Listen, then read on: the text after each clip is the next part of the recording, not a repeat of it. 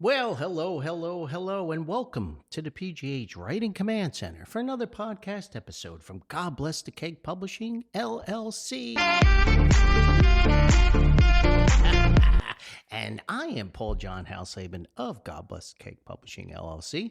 I'm the flagship author, chief photographer, music reviewer, music critic, do-everything guy, chief cook, bottle washer guy, behind the scenes, front of the scenes, back of the house, and front of the house, with just a little help from my friends. And the friends are gathered here today, and we had a mix-up today because, you see, we're recording this on Sunday after the old time flipperooski thing, right?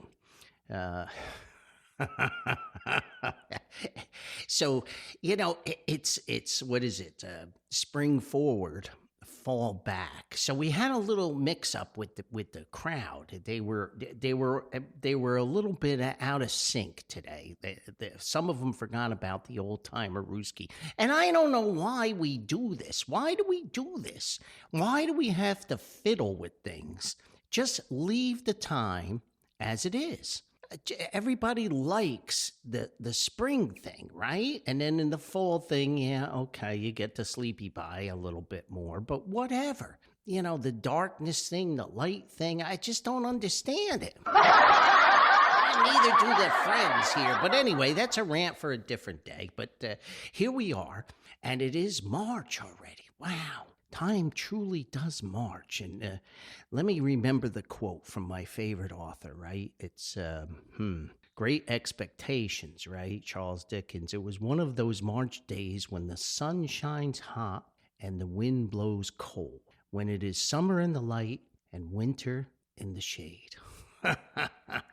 And that just perfectly depicts the changeability of the spring, especially early March. Now, I know back home, I'm recording this in Central Virginia at the PGH Writing Command Center, but back home in the Northeast, in New Jersey and Connecticut, it always snows the first week of March, and I understand they had just a little flurry there in Connecticut, but nothing significant. So maybe, just maybe, winter is waved goodbye. And I'm very sad about that because I do love the winter. Absolutely, it's my favorite season. And I'm writing right now the winter collection, and I haven't been very good at it.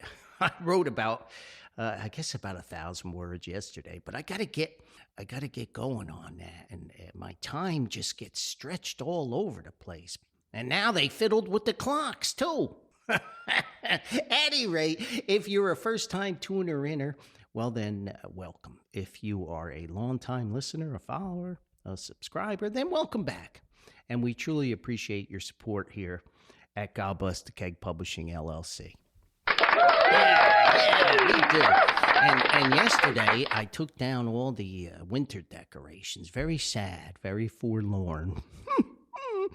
and I put away my ice skate decorations, and I put away the snow decorations, and I put away the snowman guys, and we substituted it with St. Patty's Day stuff. Yeah, we got the leprechaun thing going. Hey, you guys, you're supposed to clap. Yeah, St. Patrick's Day is on the way. Thank goodness. It's a beautiful holiday. We love it. We're getting our pints lined up, and we have the release of A Quest for Good, a story of hope and joy. My new novel will be released on St. Patrick's Day, so we're very excited about the dual celebration there. So we took down the winter guys, and we put up the shamrocks. We got shamrocks above my head here and on the wall next to my Guinness sign here, and we got leprechaun guys with little shamrocks that light up. We got them around the front window, so we like to decorate for the seasons. Speaking of seasons, let's get our little Orphan Annie decoder pins out from A Christmas Story. And before we get too deep into this podcast, here we go. This podcast is proudly sponsored by Corporate Facilities Group Incorporated, the leader in technical consulting, facilities maintenance, facilities management, and operations, as well as property maintenance and management services throughout America. And now CFG Incorporated is proud to announce a new department, a new initiative, headed up by the amazing Mr. Steve McMillan. Let's give it up for old Steve Aruski. Yeah. Right now, Steve brings his many years of experience as he manages pre-construction services and estimating for residential development, residential renovations, and light commercial projects for CFG Incorporated. So, before you spend big bucks on a project, let old Steve Aruski check out the contractor scope and price to make sure your hard-earned money is going in exactly the right place. Check them out on the web at www.corporatefacilitiesgroup1.com. That's www.corporatefacilitiesgroup1.com. And many thanks to Lydia, Steve, and Liliana at CFG Incorporated for sponsoring the podcast. Congratulations to Liliana. She had a big football tournament, soccer in America. And she scored all kinds of goals. She's playing striker, so congratulations. Liliana is on fire there. So many thanks to the gang there down in wonderful, beautiful Marietta, Georgia. Visit the Marietta Square. It is an absolutely lovely place, and we thank them for sponsoring the podcast. And we have an announcement. Well, I don't know if it's an announcement as much as it's a promo. So this was sent a good friend of mine back home in New Jersey, and he wanted me to announce that the New Jersey Vietnam Veterans Memorial in Homedale Township, New Jersey, is a monument honoring New Jersey natives who served in the Vietnam War, especially honoring the 1,565 men and the one woman who lost their lives or went missing in action in the Vietnam War. The memorial was dedicated in 1995, and it's located on the grounds of the PNC Bank Arts Center. It is adjacent to the Vietnam-era Museum and Educational Center at 1 Memorial Lane in Homedale, New Jersey. And I believe this used to be like the Garden State Arts Center, I think. I saw a lot of concerts there, but I could be wrong about that. 1 Memorial Lane in Homedale, New Jersey, the New Jersey Vietnam Veterans Memorial. And you can check them out if you would like to support the cause. Check it out at www.NovemberJuliet.Victor Mike Foxtrot.org. The New Jersey Vietnam Veterans Memorial, Homedale Township, New Jersey. Fantastic stuff. Thank you so much for sending that in as a promo for me to remind people of a fantastic memorial, and you can support it by checking it out on the website. Thank you so much.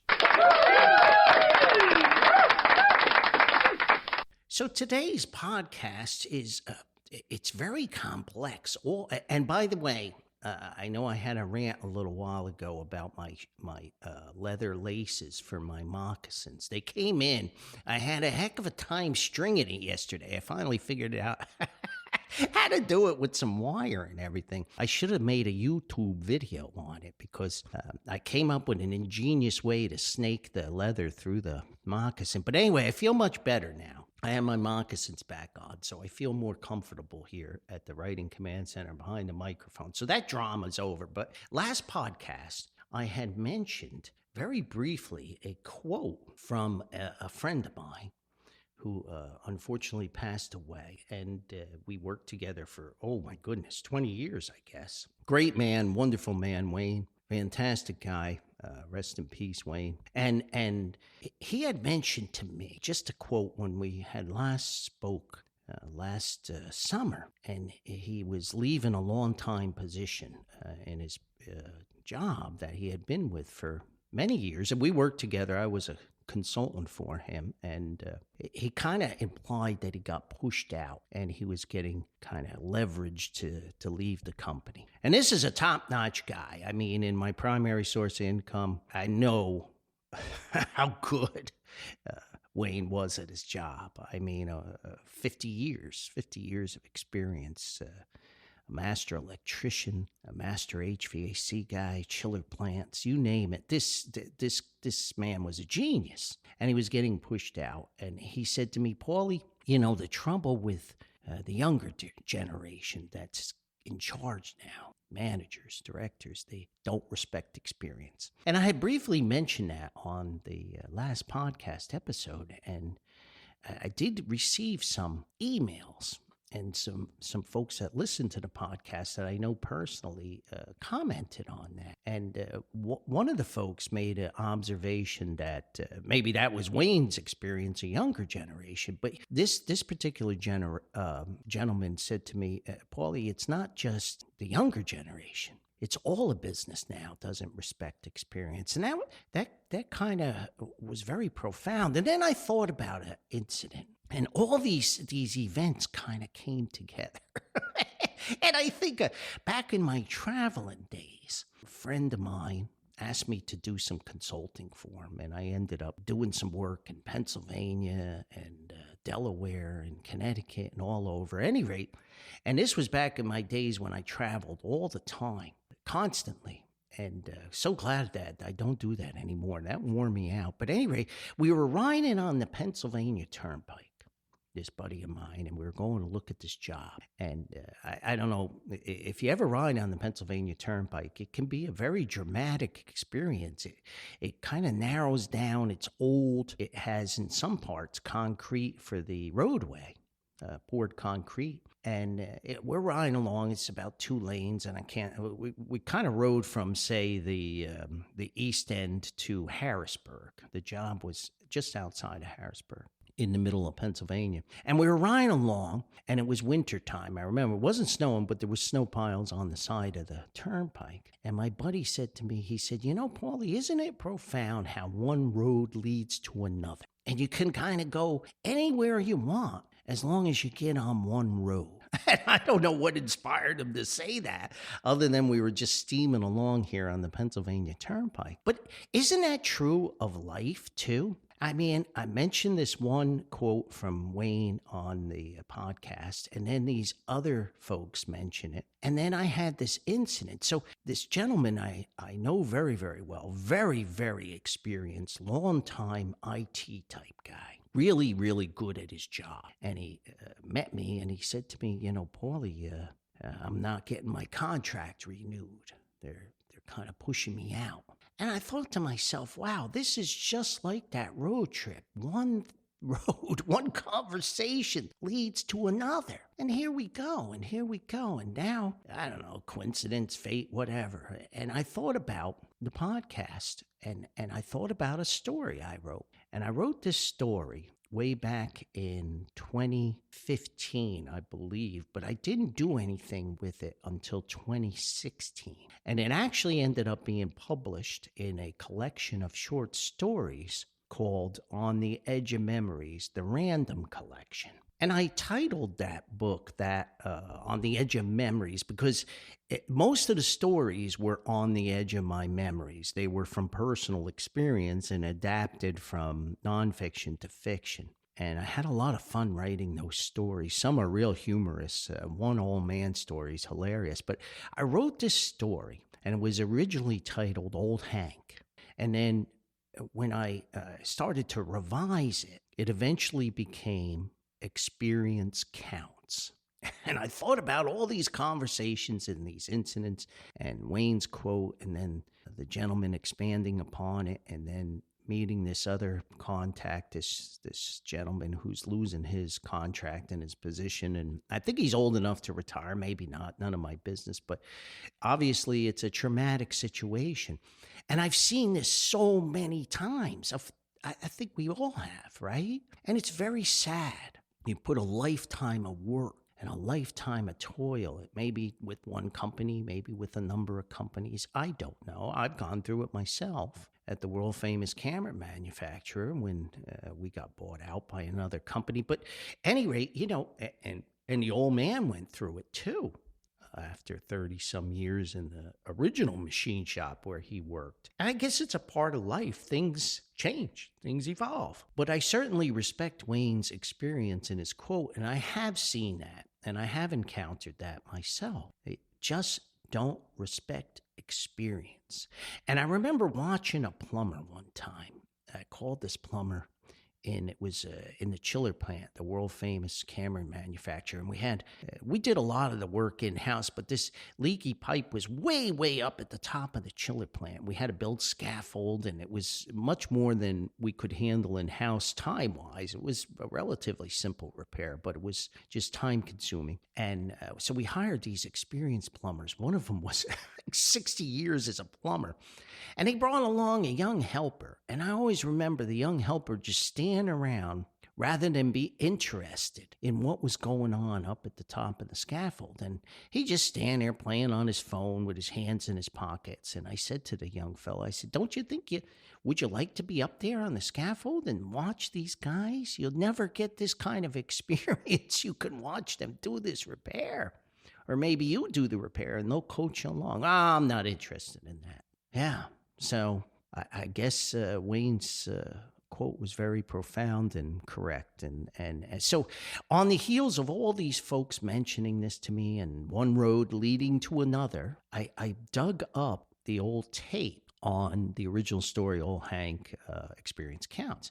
And I don't do it anymore. And the best I can tell by my taping of stories, I stopped around 2020. So this is, and I've mentioned this on other podcasts. In fact, we read A Simple Gift, right? We read A Simple Gift at Christmas time, my mom's favorite story. And I think we played a tape on Simple Gift and the roller skating story, right? We played Time Bomb in the Cupboard, the roller skating story, Eye of the Tiger. And then in the mailbag, I did receive some folks asking me if I had more of those stories, old-fashioned storytelling, right? So yeah, I do.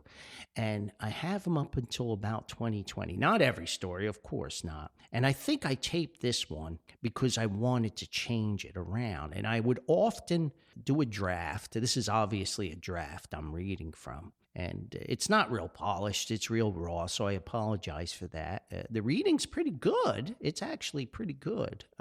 But there's tape hiss and all that stuff. I'm going to put it through the noise reduction when I do the edit, see if I can clean it up. But it's a little rough reading. There's some pauses and things. But I'm obviously reading this back so I could listen to it and make my revisions. And was how I did. That's how I originally rewrote Time Bomb in the Cupboard from the original manuscripts when I was just a teenager that I wrote. And at any rate, that was a methodology I used on writing. And I did have someone ask me if I would do a podcast on how I write, and maybe I will in the future. But at any rate, I would love to play this story for you from the magnetic tape, and that's what I'm going to do. So we'll go to the story now. It is originally titled Old Hank, and I think it's just really relevant on all these experiences that have happened to me over the last week.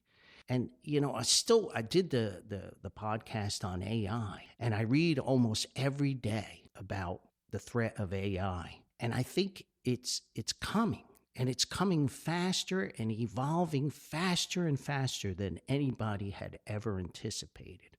And there's no question people are going to lose positions to AI. And the trades, that's the way to go.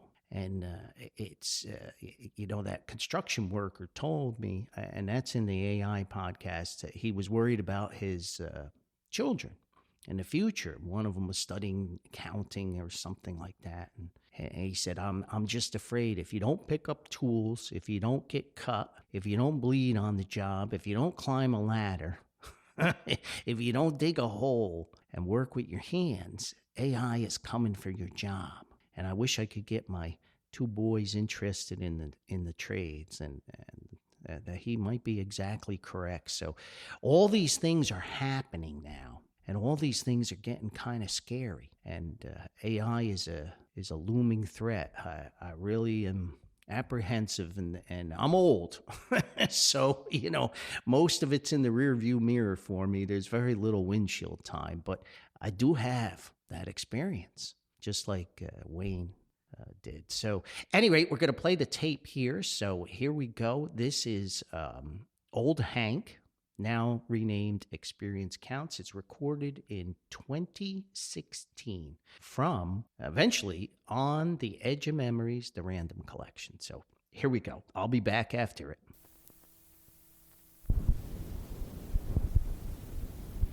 The story is called Old Hank. Originally, it was called Old Hank. Written in June 2016 by John Hausleben. Renamed Experience Counts. Story is read by the author, John Hausleben. Old Hank pulled his car into the parking lot of the worldwide headquarters for Substantial Industries Worldwide, LLC. Substantial Industries ruled the world. The company manufactured everything from cars to coffee mugs and anything in between. Anything that a person could ever imagine or want. It was the ultimate company, an empire. Every product they made was of the highest quality, no corners cut, top notch all the way. One would assume that the streets on the properties owned by Substantial Industries had pavements of gold and curbs made of diamond-plated stainless steel. In fact, their sales pitch was the pointed statement, when the wimpy stuff just will not cut it, then go Substantial. That about summed it up. The corporate headquarters buildings were a collection of shining fortresses in the sky. The campus sprawled over thousands of acres, all set upon a hill in the suburbs of New Jersey. Towering into the sky, a preeminent testimony to the success of the company and the dedication and money that was required to build it all and maintain it. Warehouses, office buildings, factories, research and development laboratories, most every type of building in which you could ever imagine. A pinnacle of American success. Old Hank felt as if he had been a cornerstone of at least part of the success. You see, for almost 49 years, he pulled his car into the parking lot of Substantial Industries. He started when there were only 2 small buildings on the campus, and the company was still in the infancy. But old Hank was here. Around 49 years ago, old Hank answered the call for an advertisement for a job opening to be the plant electrician and power plant operator for an up-and-coming company. Old Hank had been here ever since. He was an expert in the operation of the complex mechanical and electrical systems of the sprawling city in the sky. He enjoyed the work. He never aspired to be a supervisor or manager. Hank passed on those job offers whenever they came along. Instead, he kept the entire place ticking as if it were a fine watch. Over the many years, he responded to countless emergencies, restored plant operations after floods, thunderstorms, blizzards, power outages, blazing summer heat waves, and through bitter cold winter winds. Old Hank had seen many managers, supervisors, and directors of the building maintenance and operations department come and go over his years. Young men, old men, experienced men, not so experienced men, smart men, not so smart men. They all passed through time as if they were painters creating their own tapestries as they went on through one door and then out the other. He was certainly a legend. Old Hank was the go-to guy when it all went south, the magic man who knew every creak and blip that the buildings and equipment would make and how to bring it all back to life when it did not want to cooperate. You see, experience counts. The previous director of the department unfortunately had passed away a few months earlier, and he had been a good one. Old Hank greatly missed him. He too knew the buildings like the back of his hand. He relied on Hank for the operation and maintenance of the main power plant and the mechanical systems, but the director surely knew all the other aspects of the building's infrastructure. He had the experience of a lifetime to support him, and the smarts to rely on old hands such as old Hank when he needed him the most. Now, in his place, a new department director was hired. A young, cocky, recent graduate of a prestigious technical university, and he came along with a collection of degrees to wallpaper his office from floor to ceiling. Old Hank was sure that his family and the young man had the bills from endless student loans to pay for the tuition in order to prove his worth. Mortgages without houses was what it amounted to, in old Hank's opinion. Oh yes, and they made for nice office wallpaper too. What the young director enjoyed hearing the most was his own voice. He would hold endless meetings in order to ramble on and on endlessly. in some useless babble, which made little sense, but was an all-out effort to show all the maintenance and operations employees just how brilliant he was. New methods, new computer programs, corrections to all the policies, procedures, and methods they were currently doing wrong, the things he was changing. All the old ways were no longer any good. His university had taught him this. He knew all the theories of operations of every piece of equipment in the complex buildings, and he intended to prove it all to the dull-minded and non-educated employees who reported to him. New, and newer. Old Hank just laughed and observed all the nonsensical chatter. He had seen it all before. In fact, he had seen it countless times throughout his long career. He called these types of guys meteorites. They flash in the sky for a brief moment of time, and then they burn themselves out just as quickly as they appeared. Old Hank was a quiet man. He and his wife lived modestly. They raised 2 children who were now all grown and living on their own. The company had been good for him. He made a very good living, and he still enjoyed the work. After all, the equipment and all the buildings had become a part of him, a part of his life, and he intended to work as long as his health was still good and his mind was still sharp. Old Hank had outlasted all the employees that started in substantial industries when he began his career. Newer employees would stop the old guy in the hallways or in the main cafeteria, and they would marvel at his employment identification badge with the number 112 stamped upon it. Currently, no one had a lower number than old Hank did. They were all gone now. Hank outlasted them all. Yet, each day, with a great amount of sadness, he watched the young director dismiss a few more long-term employees of the maintenance and operations department. One of the longtime supervisors of the crew had also recently moved on, a middle-aged man named Tommy McKee. Old Hank felt Tommy was a good one, but Tommy saw some writing on the wall too, and he took a severance package and moved on. To replace them, the young director would bring in younger people, such as he was, all with big resumes full of degrees, but with no experience. Smart, young, educated, yet clueless. They all started at the top. No longer did an employee work their way up from the entry levels. You see, the degrees elevated them to a higher status. So all these new recruits would be supervisors, assistant managers, and lead persons of the maintenance crew right away. Old Hank wondered when his time would come. The old-timer could feel it. In fact, he told his wife just the other night that it should not be too much longer now. Hank pulled his car into his usual parking space, climbed out of his car, locked the door behind him, and made the long walk down the employee's path to the side door leading to the main chiller and boiler plant room. He carried his lunch pail, his small tool bag full of tools that he kept since he had graduated vocational school, and his building keys. It was early in the morning, around 5 o'clock or thereabouts. Hank was always one of the first maintenance employees to report for duty. It was like late April now, a transition time of the year for the mechanical systems. He had seen it all before, many, many years. Heat in the morning, and then roll the big chillers for cooling in the afternoon. Spring weather could never make up its mind. Old Hank fiddled with the master key in the door lock, pushed the door open, and walked down the stairs into the huge chiller plant and boiler plant. He flipped the light switch on, and a quick turn of his head, a sharp listen with his ears, a scan of the indicator lights on the equipment boards was all that Hank required to be convinced that all was well. The young director had recently installed a new building automation system with the latest and greatest in whiz-bang controls to automate all the equipment. But old Hank did not need all those fancy interfaces to tell him how the equipment was running. He had his own interface.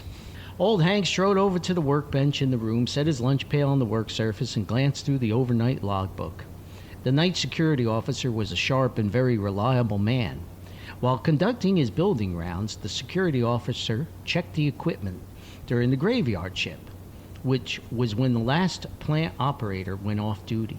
Hank knew any minor issues would be in the logbook, and with the reliable Tommy McKee gone, he relied upon the security officer to call him at home for any major or emergency troubles. Hank glanced down through the log entries and saw that all was well. The main plant was in good shape, so it was time to put his gear away and make the rounds of the other buildings and systems. within the huge complex. When Hank arrived at his locker in the locker room for the maintenance employees, he saw a small note posted on the door of his locker. Hank peeled it off, held it, and read the note. "Hank, come and see me first thing in the morning when I arrive in my office. Around 10 o'clock this morning is good." The young director signed the note with his flamboyant and rather silly scrolling signature. Hank chuckled, crumbled the note in his hand while simultaneously saying out loud, "He starts the day at 10 o'clock and is out by 4:30 to beat the traffic. I've already worked 5 hours when he is just coming in." Hank knew what the meeting was all about. The train was going to pull into the station and make one last stop. It had finally come to the end of the tracks. 10 o'clock found old Hank sitting in the fancy office of the young director, the same office filled with all the degrees covering the walls. The young director was dressed in a wonderful fitted suit with a fancy watch on his wrist, a fresh, spiffy, fancy haircut, a fresh spray tan, and his initials were inscribed upon his tie clasp. On his feet he wore fancy black shoes. They were highly polished and equipped with fancy wingtips. Hank had seen a similar pair in the store window a few weeks ago while browsing in the shopping mall with his wife, and he marveled at the high price tag on them. The young director had a different fancy suit for each day of the week. Each one was a different color, but they sure looked good on him. He also had a gorgeous young woman for each day of the week. The young man was a handsome man, and old Hank was quite sure that he had all the young women fooled into thinking that he was quite the catch. Yep, fancy suits, big paychecks, spray tans to lure them all in. Hank smiled a bit at that thought that the previous director, the old-timer, had wore work boots and a uniform, a different color scheme than his crew wore, but a uniform nonetheless. As the old director began to babble, Hank found his mind starting to wander. Hank thought about how he had one good suit to wear. He wore it to church and funerals, and he hoped that it would last long enough for his family to bury him in. As far as fancy shoes, he would just ask his family to bury him in his work boots. After all, the casket would cover his feet up anyhow. Hank, thank you for your many years of service. It is very difficult for me to tell you this, but with our new whiz-bang automation system, I'm afraid your services will no longer be required here in the mains department. I have here a packet that contains all the information you will require. The company will be having a retirement celebration for you. Please clean out your locker, turn in any company-issued tools, and see Darlene in the Human Resources Department for your retirement and severance package. With that, the young director stood up, smiled a fake smile, handed a packet to old Hank, and shook his hand. Wow, 49 years. Congratulations. Yep, 49 years, and the train had indeed pulled into the station. Old Hank did exactly what the young director told him to do. He cleaned out his locker, handed in a few tools, bid farewell to co-workers, said goodbye to his pumps and machines, and processed out with the nice young woman named Darlene in the Human Resources Department. Hank listened unconcernedly to the sales pitch and glowing words of honor from Darlene at his long career. When Darlene mentioned that she was only 25 years of age, all old Hank could do was think that he already had been working at Substantial Industries for about 25 years when she was born. A week or so later, the company threw a big retirement party in old Hank's honor at some fancy local restaurant. Long-winded speeches, a gold watch, a big certificate, a few shares of company stock, and more important people who enjoyed hearing each other speak. Old Hank's wife wore her church dress, and Hank wore his only suit with his work boots. He spilled a little bit of a cocktail on the suit's lapel, but he told his wife the stain would come out by dry cleaning. Old Hank hoped that it would. He would hate to have a stained lapel while sitting there in his casket. A few months later, August arrived in New Jersey, and with it, along came a horrendous heat wave. They do occur in New Jersey, and sometimes they will light your socks on fire and put your hair on fire too. This heat wave was a doozy. So, what do you dopes mean that you cannot figure out why the main chillers and the backup chillers will not start? You mean to tell me all those degrees on the wall, and you idiots come in here into my office with no answers? The executive vice president of Substantial Industries, Mr. Arnold Plank, had the young director and his team of young assistants lined up in his office while he popped nearly every blood vessel in his head at the news that the main chiller plant had failed, and his maintenance team could not figure out what the reason was.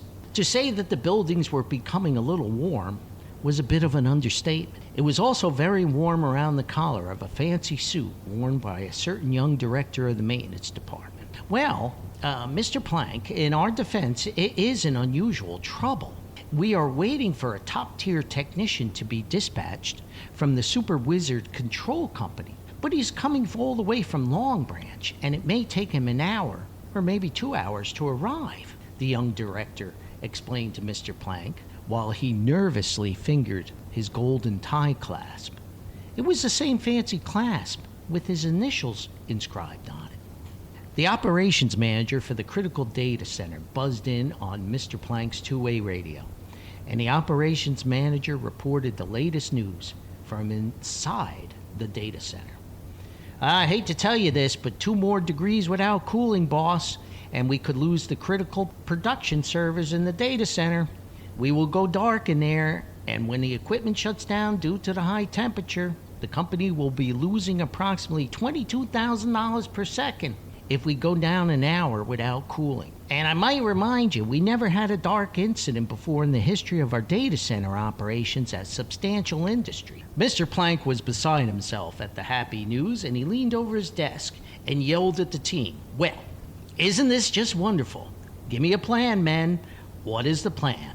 One of the young supervisors of the technical end of the maintenance group, whose name was Bradley McDermott, gingerly raised his hand and spoke up when Mr. Plank waved his hands at him to give him permission to speak. "Well, sir, Mr. Plank, if we could bypass the automation controls, we could manually run the chillers, just as we did for many, many years before we installed the Wizard control system." "Well, that seems like a solution. Then do it.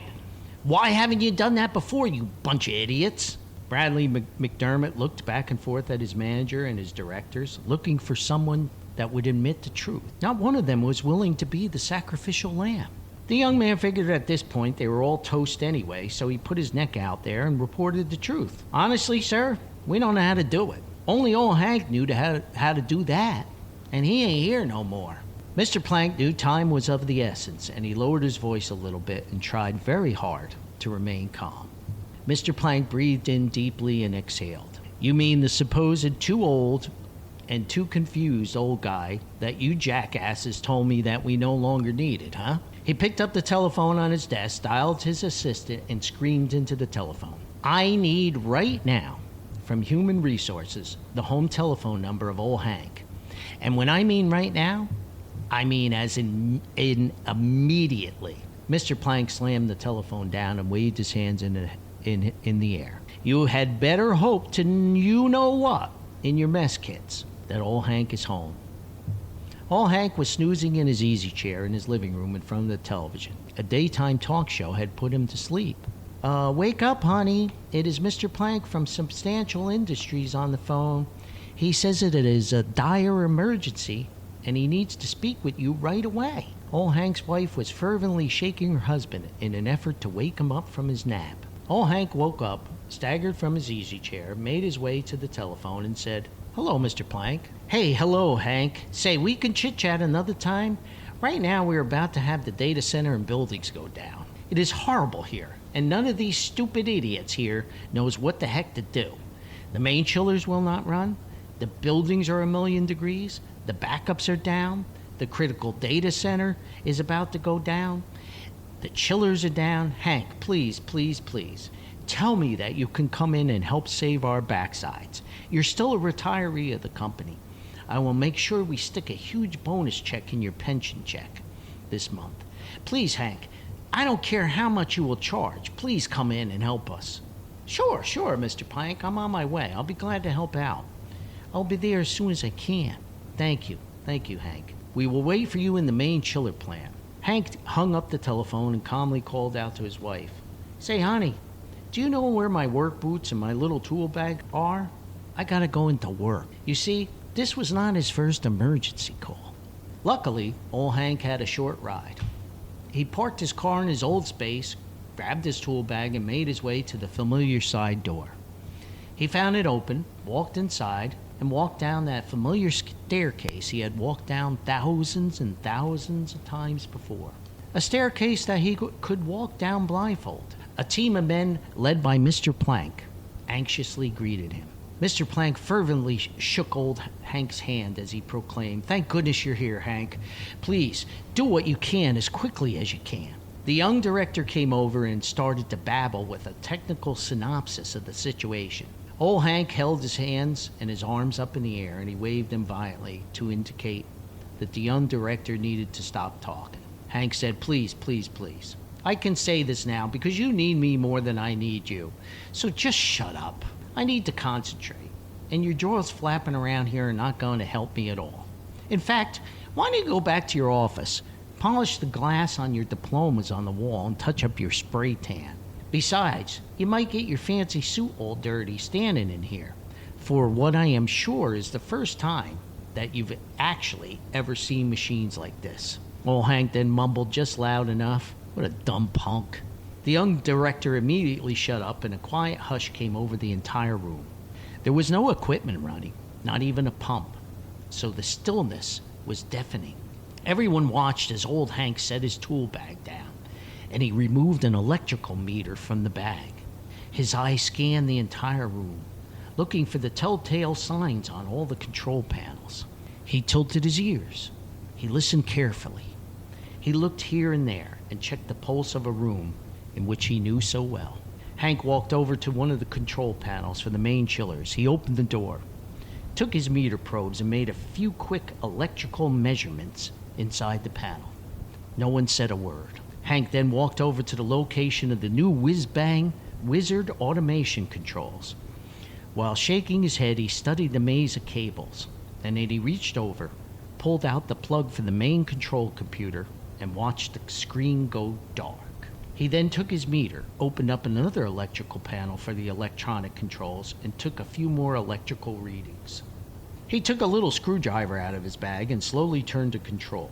While still eyeing and watching the meter very carefully, Hank gently moved the control with his screwdriver, carefully, very slowly. The needle on his meter bounced a little higher, and old Hank turned the control in a different direction. He moved the control back the other way until the needle on the meter steadied out, and old Hank seemed satisfied.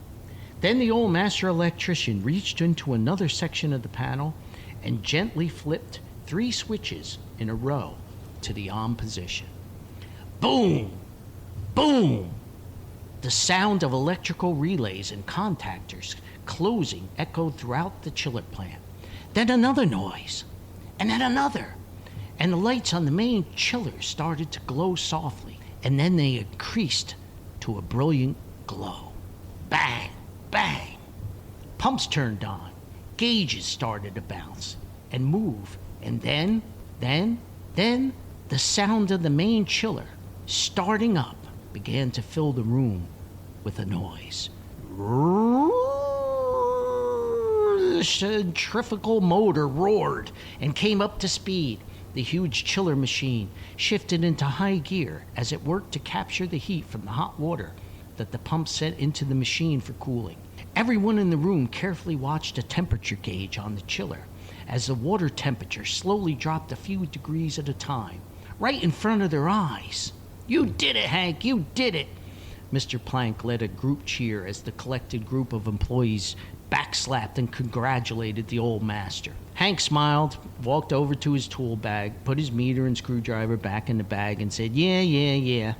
I told you guys not to put that system in without an override switch. Good thing that before I left, or actually, before you kicked me out of here, that I put one in. But no, all you ding-dong dopes nowadays think that you know it all, because that is what the diplomas hanging on your walls say. Diplomas handed out by clueless professors who teach nonsense. But they charge you a fortune for it, but they never actually even worked on one of these machines. They can tell you the theory of how they work, but they can't work on them. We have overeducated everyone. but nobody knows anything anymore unless it glows on a computer screen in front of them. Yep, yous guys know everything. In reality, you don't know your backsides from holes in the ground. An hour later, old Hank sat in the chair in the front of the desk of Mr. Plank's fancy desk in his fancy office. It was a lot cooler than it had been before. Oh, Hank, oh boy, we cannot thank you enough for saving the data center and all of our backsides. I have to ask you, how much do we need to put in your pension check for next month, my old friend? I am positive that Mr. Kingley Topgun, the CEO of Industries Worldwide LLC, will be calling you and thanking you with a gift too. Old Hank sat back in the chair and smiled. Well, let's see now, Mr. Plank. I was watching my favorite show on television when you called me. Let me think. How about $5,002, Mr. Plank? That ought to cover it. Mr. Plank sat back hard in his chair. He appeared to be just a bit startled at the amount of money requested by old Hank. Hank looked at him and noticed the apprehension. Mr. Plank, Mr. Plank, you did say on the telephone whatever amount that I required. Of course, Hank, of course. Believe me when I tell you that we cannot thank you enough and tell you how much we appreciate all that you did for us here today. It's just a very unusual amount. After all, not to minimize what you did, but you only pulled a plug or two, diddled some knob on a control, flipped some switches. So $5,000 and a few bucks more, well, that's an awful lot of dough for that. However, I did say, old Hank interrupted Mr. Plank. Oh no, Mr. Plank, Hank said, while shaking his head back and forth adamantly. You misunderstood me. I'm only charging you $2 to pull the plug, adjust the control, and to flip those switches. I am charging you $5,000 for the experience to know which plugs to pull, which control to turn, and which switches to flip. You see, Mr. Plank, what all those young punks don't understand, just don't get, is that experience counts. Mr. Plank smiled. He leaned forward, rubbed at his chin a bit, and said, Say, there, Hank, how would you like to make it to 50 years of service? The next week, the young director and the majority of his staff had cleaned out all their offices. All the fancy degrees and diplomas were gone from the wall. Instead, pictures of chillers and boilers and logos from favorite baseball, hockey, and football teams, pictures of families, a picture of a girlfriend at a risque pose, and a picture of an old hound dog, now hung on the walls of the locker room and the maintenance shop. Tommy McKee was back running around the hallways of Substantial Industries Worldwide LLC, along with a few old-timers who recently returned with him. The young supervisor, Mr. Bradley McDermott, who was the only guy who had the courage enough to tell the truth. Well, he was now working with Tommy McKee while watching and learning for a few bucks over minimum wage. In the maintenance director's office, old Hank sat behind the fancy desk. Upon the front of his uniform shirt, he proudly displayed his employee identification badge, the badge with the number 112 stamped upon it. Old Hank put his hands behind his head. He chuckled a bit, put his work boots up on the desk, and smiled. You see, old Hank was correct. Experience counts. The end. Well, there we go. Experience counts. The story of old Hank. And I don't really recall exactly what inspired me at that time to write that story, which is now 2015, 16. My goodness, time does march on. But it was definitely inspired by an actual incident, but I don't remember the exact particulars of why I wrote it down. But it seems particularly pertinent here based upon the last couple weeks and the things that have happened. So there we go. It is certainly something to ponder. And I hope you enjoyed the story. I apologize for the roughness and the rawness of it, but it's actually quite fun to listen to. I enjoyed it myself. At any rate, so we have an exciting month coming up here. We have the great Frankie T returning to the podcast. We're very, very excited about that. Yes.